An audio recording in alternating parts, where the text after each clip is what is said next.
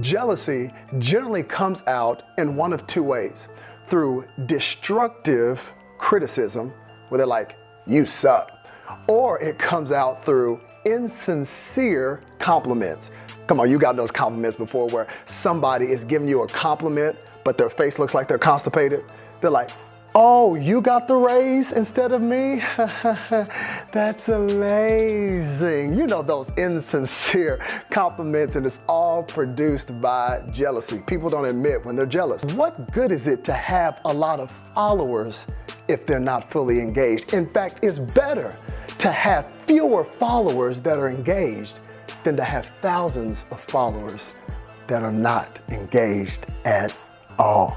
As a matter of fact, what good is your follower count if you cannot get followers that are actually committed to what you are doing? What good is the follower amount if you don't have the follower's attention, allegiance, or the follower never takes action? The reality is that in every group of followers, there will always be true followers and there will always be the fakes. The bigger the crowd, the less control you have, and the greater the tendency for you to get caught up in the crowd. Many people think that they are committed to something just because they're in the crowd. But just because you are following the general consensus does not mean you have genuine commitment, because it is easy to get caught up when there's a huge crowd. You ever seen a crowd of people standing outside a store and you weren't even gonna buy anything? You don't even know what the name of the store is, but you're like, well, let me see, what is that crowd doing? It's easy to get caught up in the crowd. Come on, maybe you've seen somebody, and I've seen this multiple times throughout my life in ministry, somebody who was on fire for God, had deep conviction, served God their entire life, a young person. All of a sudden they go to a university and you talk to them for about a year of being in that university, and all of a sudden they don't follow God, they're agnostic, they're atheists, they're like, oh, yeah, that's ridiculous. And you want to ask yourself, what happened? How did you lose your conviction? Generally, we lose our conviction because we get caught up in a crowd. And it's hard to decipher when you are caught up in the midst of being with a crowd. So Jesus sees, I got this massive crowd of people. Some are genuine followers, but some are fake, some are bots.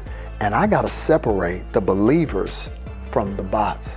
So he makes this statement: unless you eat my flesh and drink my blood, you can have no part in me. What is Jesus doing? He's separating the genuine followers from the fake followers. And he's actually telling us something that you cannot miss if you are watching this today, that there's actually something more dangerous than not being a Christian. There's something more dangerous than not being a believer. And that is thinking you are a believer when you are really not.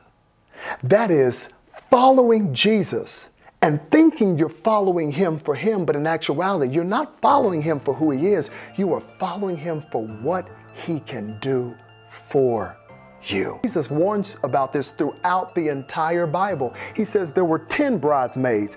5 were real believers, the other 5 were bots, and they were not ready when the bridegroom came. He said there were 2 houses. Both looked the same, but one was built on sand, one was built on a solid foundation, and it wasn't till the storm came that it revealed which house had the solid foundation. I'm telling you, life will reveal whether you are a believer or whether you're just a bot, whether you are a follower or a fake follower. Is not until the storm hits you.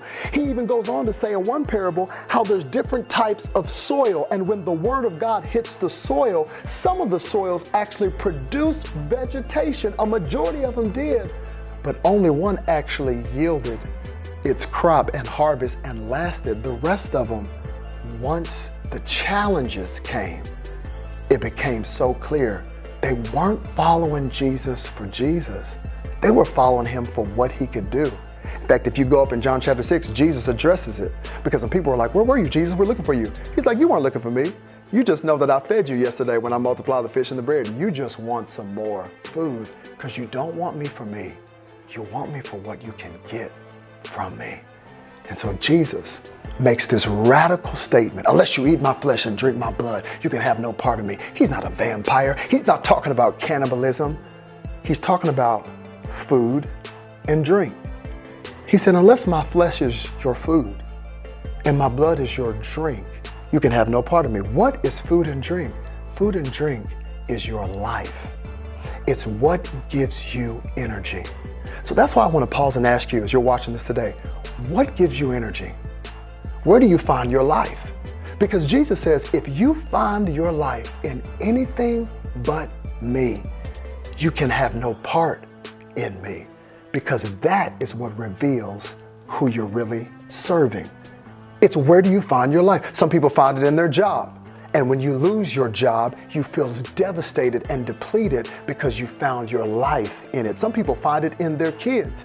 And then once their kids graduate and move out of the house, they're walking around the house not knowing what to do because their life was found in their kids. Some people find it in compliments or needing to be needed by other people. I'm asking you today, where do you find your life? What sustains you? Because Jesus says in this text, unless I am the only one that sustains you, that gives you life, you can have no part in me. He actually is suggesting in this text that it's better for you to be an unbeliever, to say, hey, I don't believe in the claims of Jesus that you must give him everything, than to say, God, I'm going to give you everything as long as you fulfill my request, as long as you do what I want. Jesus says you ought to pick. I'd rather you be hot or cold than lukewarm, but don't approach me as a business partner waiting for me to fulfill my end of the deal. As long as you fulfill your end of the deal, he said, no. If I am not Lord of all, then I am not Lord at all.